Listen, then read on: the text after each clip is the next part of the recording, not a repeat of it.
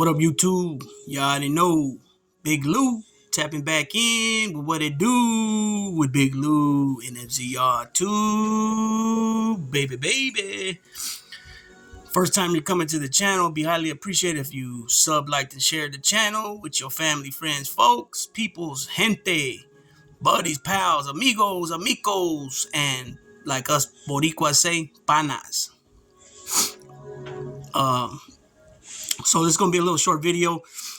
Just want to talk about. I want to talk about two different things, but mainly two different things, but more so one thing more than the other, and that is a care package. I want to talk about a care package, and then I also want to talk about when you are going home, going to be paroling from an institution, what we do with our things, right?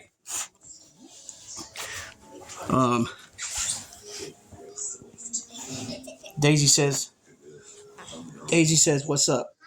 So you guys see, I got this little bottle, this little guinea pig bottle set up. It's a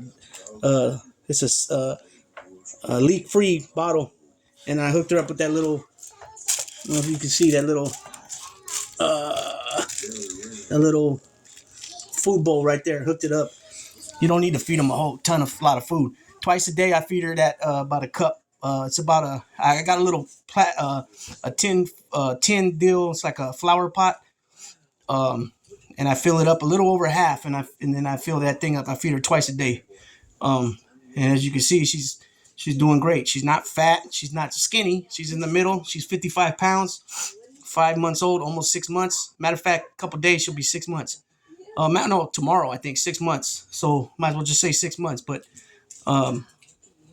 yeah, you don't want to overfeed your dogs and get them all fat, and then they're really gonna be lazy. You know what I'm saying? Unless you get them out there and run. And I take her out 8 to 10 times a day.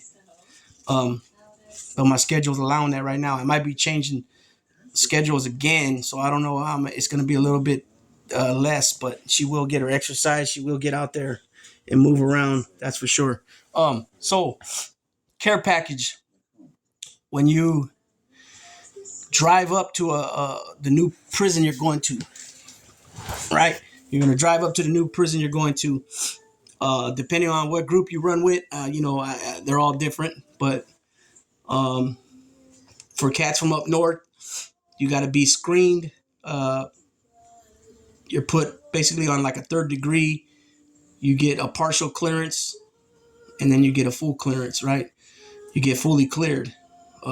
In between time, between you being partially cleared at least, if you have a locker, say you go to a dorm setting, the building cop will give you your lock.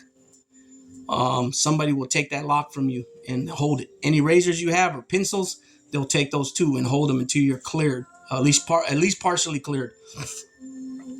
That's because your name got to circulate between all the buildings and the whole, and even the other yards. And nowadays with the cell phones, you got different prisons communicating with each other, because if you've been through the system, at some point somebody's going to know who you are, right? So they're able to call and ask other homeboys at other joints if they know who you are. And if you've been around already, then most likely somebody already knows you there from either the county jail, the reception center, or doing time at other pens, or during that term, or maybe from previous terms. Or they might know you from the street. So once you get partially cleared, at least, then that's when you'll get back your lock if you're in a dorm setting, or the gym on a level 3 yard, or on a level 4 yard, but you're a level 3, you'd be in the gym. That's how it was at one point. It's not like that now. They don't use the gyms for housing units no more. And then they even had those emergency bunks in the day rooms, and you would be a level 3 and you would be on those bunks. That's when the big overcrowding was happening. But so that's when you'll be giving your razors back, your pencil, your lock. And then they might even go as far as, if you come from another pen or reception center and you have any canned goods, they might even take those from you, because you can put those in a sock and hurt somebody pretty good with those, right? So basically, it's like a 3rd degree. They don't really trust you. That's how it. That's pretty much the gist of it. They don't trust you yet till they know who you are fully by running your name, your nickname, where you're from, your CDC number, your California Department of Correction number. Once they run that, all against a list that has names on it of people that are considered bad or in bad standings. Once that's verified that you're not on there or you are on there, that's when a move will either be made to get you out of there or to allow you to program with the rest of the homies, which you'll be partially cleared first and then fully cleared. Now, every institution is different. The procedures are the same, but the length of time to get partially cleared might be a little different. And the reason I said that being because of what I already had mentioned about how they at that particular yard, how they actually do it, and now, like I said, with the cell phones, they got a lot more resource on hand as far as what I mean by that is ways to find out quicker, because before things would have to get circulated through the prison mail, right? And what I mean by the prison mail, that's institution to institution, inmate to inmate, up to Pelican Bay, up to Corcoran, down to Corcoran Shoe, up to Pelican Bay Shoe, and other main lines. Okay, so now it's a lot different. So once you get, like I said, once you get partially cleared, or you might have to get fully cleared, but once that happens, if you come and you don't have nothing, you will be given they'll hook you up with everything you need as far as bar of soap, toothpaste, maybe even a toothbrush if need be. They have extra ones because the ones they give you are only like this big. And some yards, when you get your toothbrush order from the canteen, from your packages, they cut it anyways because the toothbrushes can be used as handles for you can melt. You can melt it into a point and sharpen it into a point. But what they do is they find metal and melt the metal into the toothbrush handle and use that as a handle. So they cut it. That way you don't have nothing to work with extra with the toothbrush. So once you get partially cleared or fully cleared, like I said, depending on how they're running the show there at that particular prison, you'll be given everything you need hygiene wise, deodorant, soap, shampoo, toothpaste. Everybody that goes to the store it's asked that they give 10% of their store, 10% of their package money. And it's always, the hygiene is the first thing you get, you know what I'm saying? Just like I have told, and I've said it many times on a couple of videos I've done, I've always had, but not you counting what I'm using at the particular time when it comes to toothpaste and deodorant, but I would have, besides the one I'm using, I would have 2 or 3 extra ones in the shelf, because you never know when you're going to go on lockdown, and you don't know how long the lockdown is going to be. So, once you're on lockdown, if it's your group segment that's on lockdown, you're not going to the store at all. You're not getting packages. Your package might have already been ordered and it was delivered to the prison, but it's up to them when they want to pass them out. I've seen guys packages sitting there for months on end, and then they finally get them because they had no choice. The administration, the officers had no choice but to pass it out because, when you got 300 soldiers on one yard and they're all on lockdown, and say there's 4 yards and they might that same group segment on another yard might be on lockdown, you're talking anywhere from 500 to 600 guys, and probably a good 100 of them have packages there. So it's one of those things, and it's all up to the institution, right? The administration, when they want to start doing things. So again, I would always have my toothpaste and deodorant that I'm using and bars of soap that I'm using right then and there. I would have a good, when it comes to bars of soap, I'd always have 3 or 4 bars, brand new ones in the shelf. And I'd always have me at least 2 to 3 brand new deodorants and brand new toothpaste up in the shelf as well.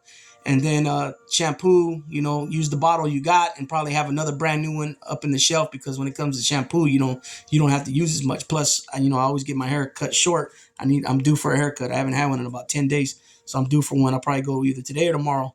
But same on the inside there, I cut my hair the same way, so you don't need a whole lot of shampoo.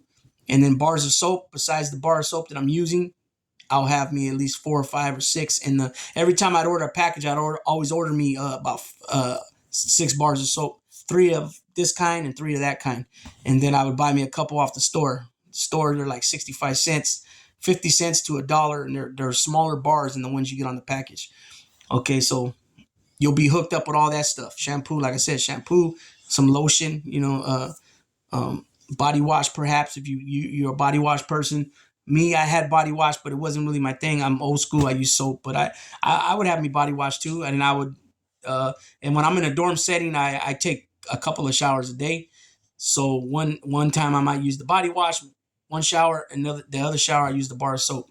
You know what I mean? Because the only thing they give you from the institution every Saturday or Sunday, whenever they do supplies, they give you one roll of toilet paper, you get one bar of soap, you get two razors, and they give you this little pouch. It's a little pouch Ziploc with tooth powder in it, and that's it. That's all they give you. They don't give you no deodorant.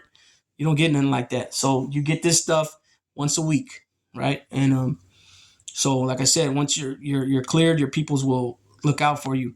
I've seen a lot of times where the Christians will anybody, doesn't matter what nationality they are, they come through, they'll talk to them about, they'll give them a little message, and then they'll give them, you need anything, and then they'll hook them up, So if you go to the store $100 a month, you're going to be asked to give $10 worth of stuff to the house, right? To the tienda. That's what we call it, the tienda, the store. And those are for all guys that don't have nothing. Because there's a lot of people that don't have nothing. They don't have no money coming in. And like I just said, you don't get deodorant or none of that. Toothpaste, you don't get none of that from the prison. You just get one bar of soap, one roll of toilet paper, one little thing of tooth powder, and you get two razors.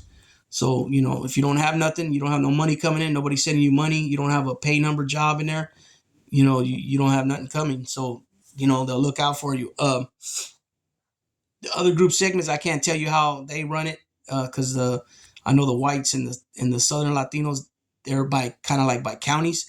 The counties take care of their own business as far as like if anybody needs to go, anybody needs to get disciplined, they handle it on the county level, whatever county you come from. So I'm pretty sure their thing's a little bit different than the northern Latinos.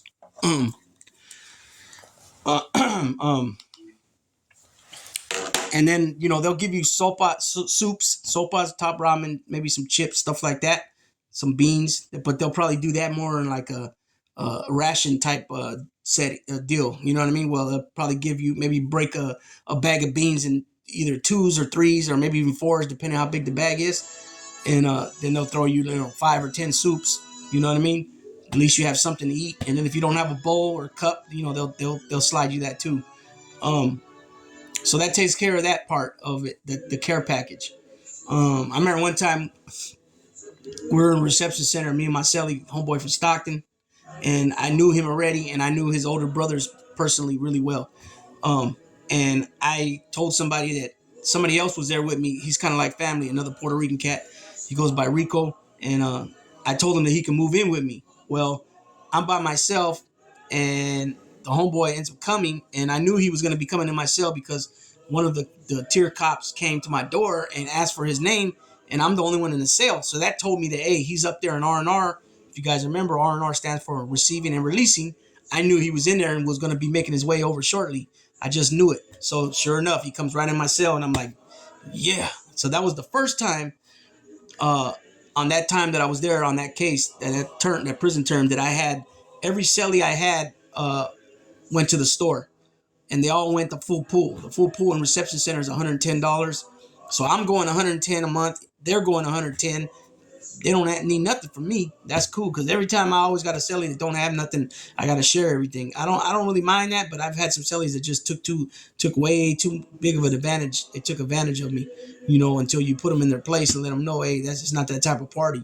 It's unfortunate that you got to be, you got to tell them like that. But come on, it's common sense. Like, putting this much toothpaste all the way across your brush every time, and you don't even have toothpaste.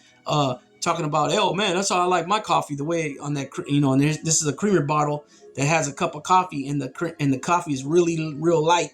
So the guy's like, oh, that's how I like my coffee. I said, well, when you have your own creamer, you can make it like that, and I don't even make it like that, Then you tell them, go ahead and get coffee when you want, and they're drinking 5 or 6 cups of coffee a day, and it's like you just drink one in the morning when you get up. So you got guys that'll try to take advantage.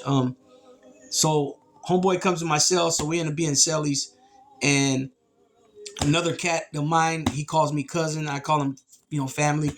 We had done time together before, in another pen years back.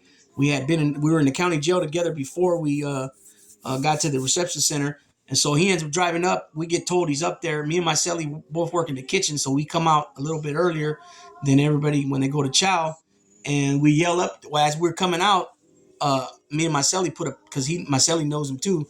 We put a nice care package together for him, and we sent it up with the tier runner to go put it in front of his door. And then so when he comes out for chow, he can grab it. and we gave them like 10 soups. We gave them about 10 soups. We gave them so a bag of chips. We gave him some beans. We gave him an extra cup because he had his own. Actually, no, we didn't give him a cup because he had all that bowl and cup he brought from the county jail. I gave him a pair of shorts, state prison shorts. I gave him coffee. I gave him creamer. I gave him packs of sugar, the sugar substitute. So like sweet and low. We gave him a lot of stuff, man, and everybody when we set that bag up there to him because it was a see-through bag. It was the bag that they put your shoes in when you order a new pair of shoes through the state. They were state shoes, but when they're brand new, they give them to you in a bag. So it was a plastic bag. It was a PIA bag. And the PIA stands for prison industry something. It's like what the people call in the feds when you work for the prison. Oh man, what's it called? Over here. I can't think of what's called in the feds right now, but it's equivalent to it, right? PIA worker. Well, they'll do work furniture. They might fix bikes. They do license plates. They do eyeglasses. They do they make sewing. They sew clothes together. So in prison it's called PIA, and in the feds it's got its own name too. It's just slipped my mind right now. So anyways, everybody seen that bag coming up, man, and everybody were like really making. Like it really shocked them that this guy was getting such a big care package. But hey, when you know somebody, you got a love for that person. That person's been in the trenches with you. We've been in riots together. In prison where we were outnumbered like we had about 10 to 14, 15 of us against 80, 75, 80, 100 dudes. It was, literally 100 guys from the other side when they cleared it up. But there was probably like 70 of them involved. When you got a guy like that that's there with you and doesn't run, that makes it shows that you got to have love for him. It just comes natural off top. You know what I mean? So that's what I had for this guy. And then my cellie knew him just from the county jail, but he liked him as well, and so he threw him some stuff too. So anyways, everybody was like, "Damn, that's a care package." It was a big bag. And I know he had money too, but you can't just go right to the store. You got to wait for your draw to come around, or at least fit your fish draw. And fish draw means you come. I spoke on this on Canteen already, but the Canteen video I did. But fish draw is when you get to an institution and you haven't, you want to get into the store as soon as you can.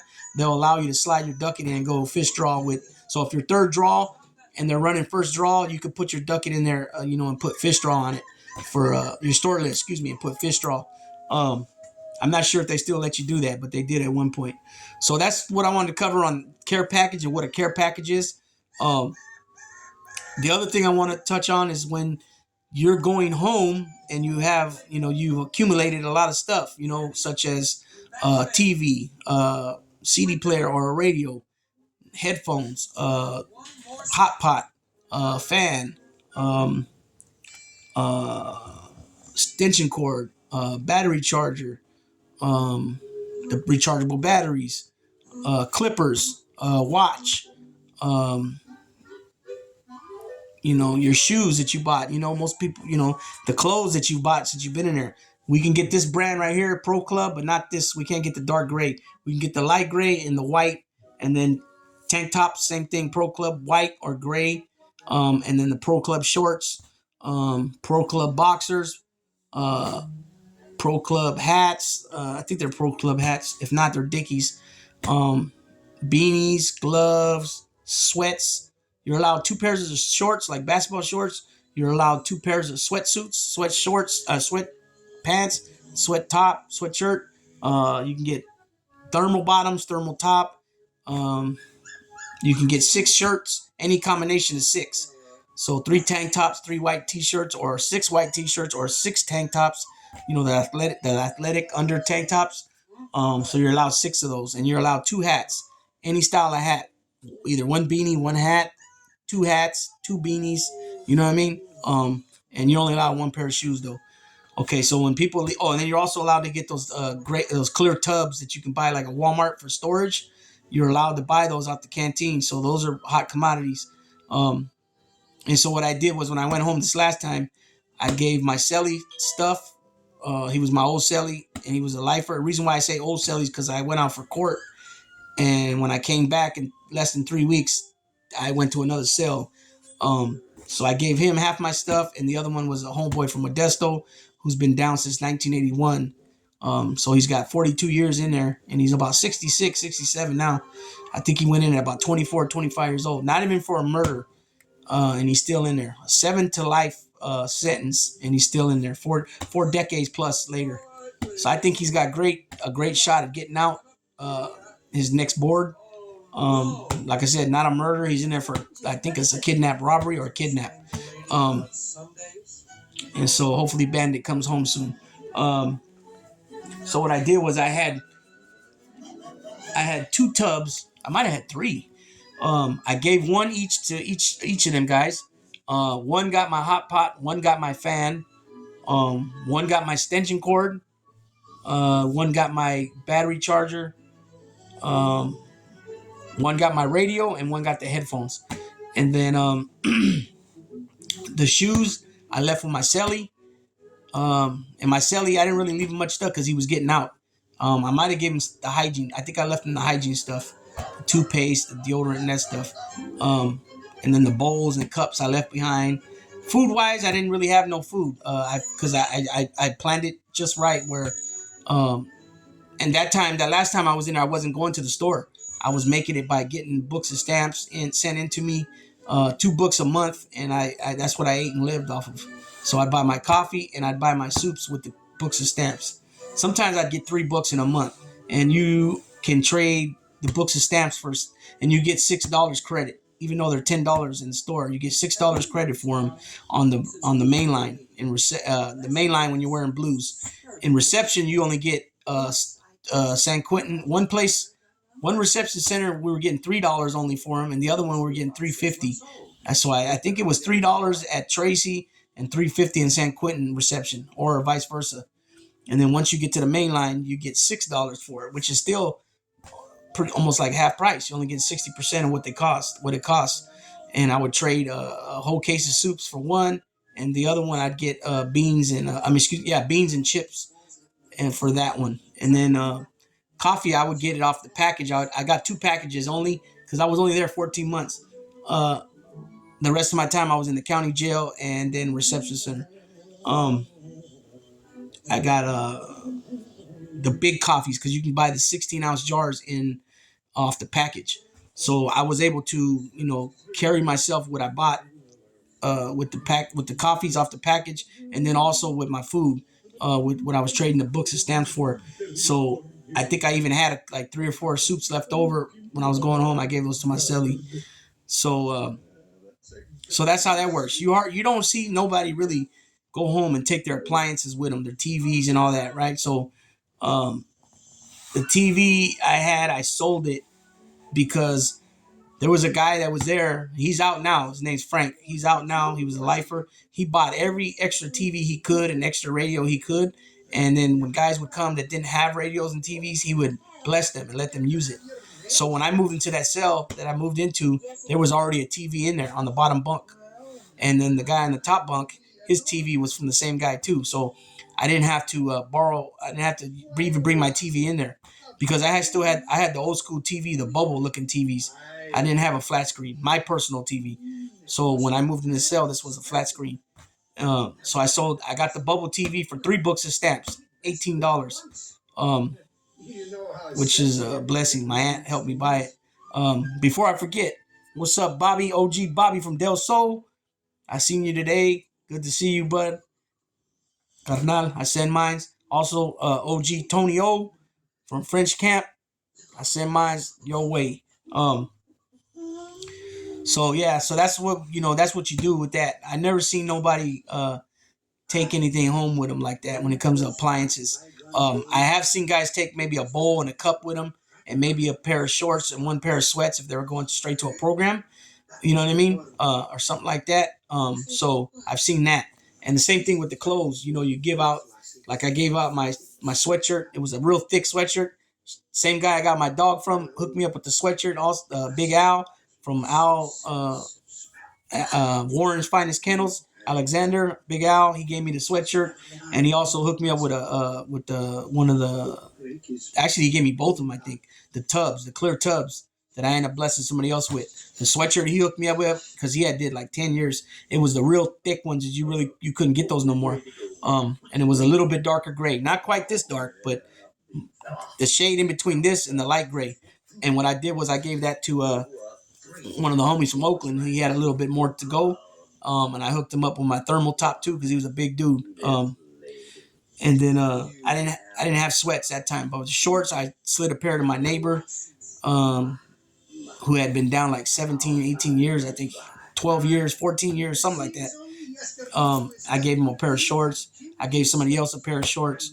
I gave away my tank tops and all that. And, you bless everybody you can, man. People will start asking. They'll say, when you going home? I'm going home next year. They'll start locking in things with you right away. The watch I slid to, Bandit too, from Modesto, got my watch. So somebody blessed me with that watch because my other watch ended up breaking that I ordered myself. So then I just forwarded that watch to him when I left, so that's how it goes, man. You get things, you bless people, you know what I mean? You do what you can, man, because, some of these guys been down a long time. And, unfortunately, some guys have been down, like Bandit, for example, all his his family, parents passed away, the wife, they got a divorce, usually, that happens, man. People start dying out, and people that used to take care of you at one point, now they're gone, you know what I mean? So that's how that works, it's life, but it's unfortunate, you go into the prison at 25 years old, and now you're 66, 67 years old, and everything of this world on the outside is gone. It's going to be definitely a culture shock when he gets out. It's going to be he's going to have to adapt. It's going to be a lot of adapting to do, but he can do it. That's Bandit. So I send mine to Bandit and Salinas. I send shots out to Angel and San Quentin, my primo Bubba in High Desert. Those three I stay in contact with.